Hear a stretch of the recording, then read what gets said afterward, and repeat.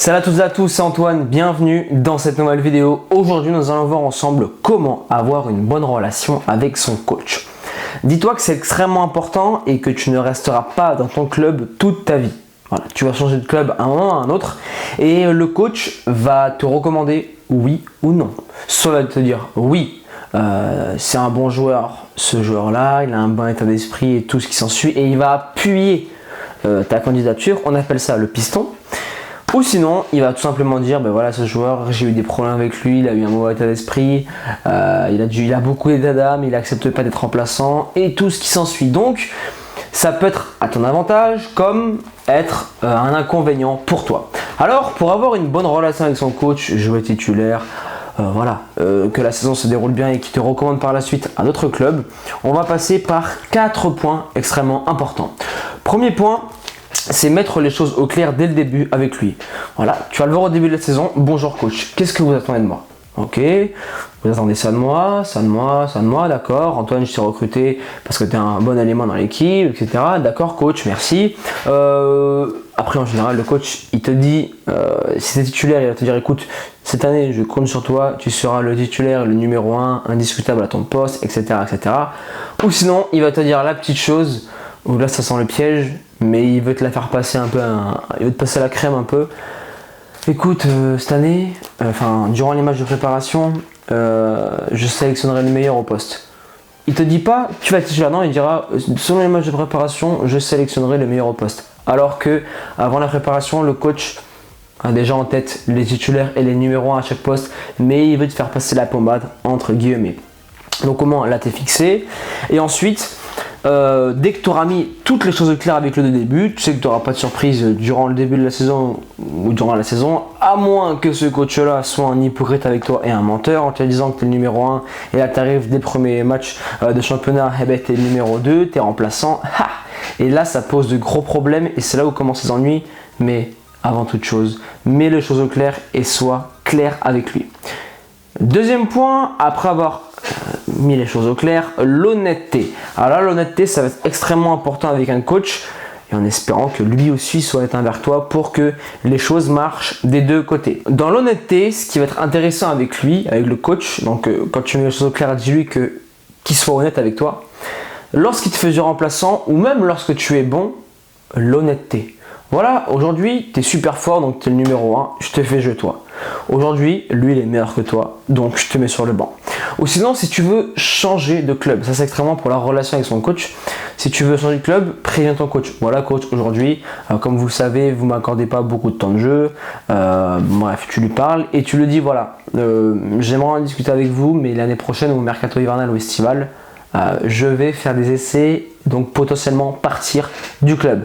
Tu le préviens, comme ça il ne peut pas dire que tu l'as pas prévenu, parce que oui, il y a des joueurs qui partent dans des essais, dans des mercatos, sans prévenir le coach, et le coach le prend mal, et quand le joueur revient, il ne joue plus, il s'entraîne limite plus, et si par la suite il n'arrive pas à signer dans le club dans lequel il a fait un essai, et qu'il revient dans le club initial, où il a encore un contrat, l'année prochaine, il peut être sûr de faire une saison blanche. Ensuite, quand tu passes par l'honnêteté, sache qu'elle fait toujours avancer. La vérité fait toujours avancer et c'est comme ça que tu pourras avancer avec l'équipe, avancer avec le coach et surtout avancer sur le terrain à travers tes qualités pour monter de palier en année, de saison en saison.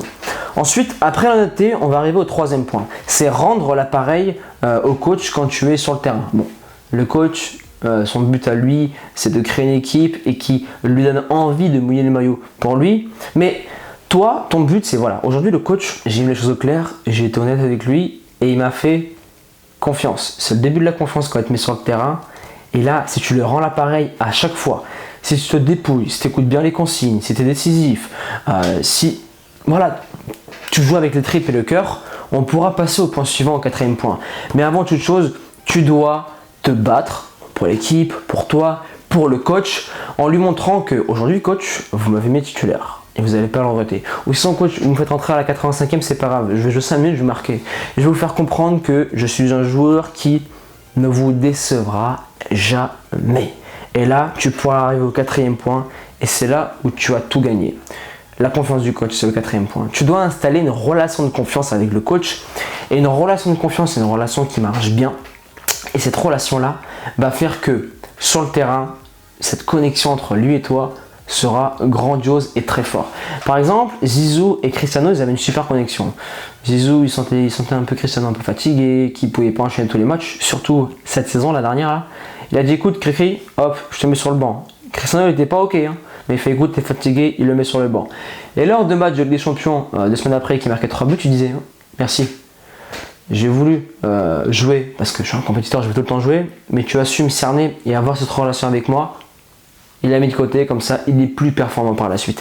Et c'est exactement cette relation qu'il faut avoir avec un coach. Si tu as une relation de confiance avec un coach, bon, des fois il fera un peu de passe droit, même si t'es pas bon, il te fera jouer. Pourquoi? Parce qu'il t'estime beaucoup. Mais il pourra pas te faire jouer 10 matchs, c'est mauvais, non.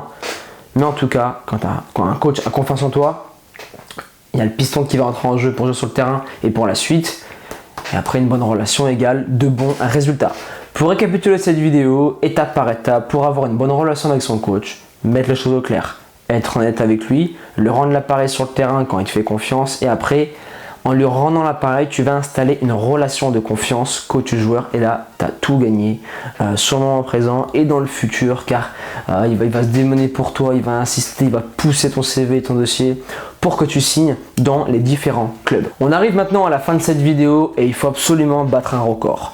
Battre le record des 300 commentaires. Donc dans les commentaires, mets le hashtag motivation 100%, explose-moi cette barre de commentaires et aussi de likes. Et à présent, pour tous les joueurs qui souhaitent aller plus loin en termes de lifestyle, préparation physique et nutrition, je t'invite à télécharger mon livre La Bible du footballeur qui est totalement gratuit. Le lien est soit dans la description de cette vidéo ou sinon tu vas juste à cliquer sur l'icône qui s'affiche juste ici.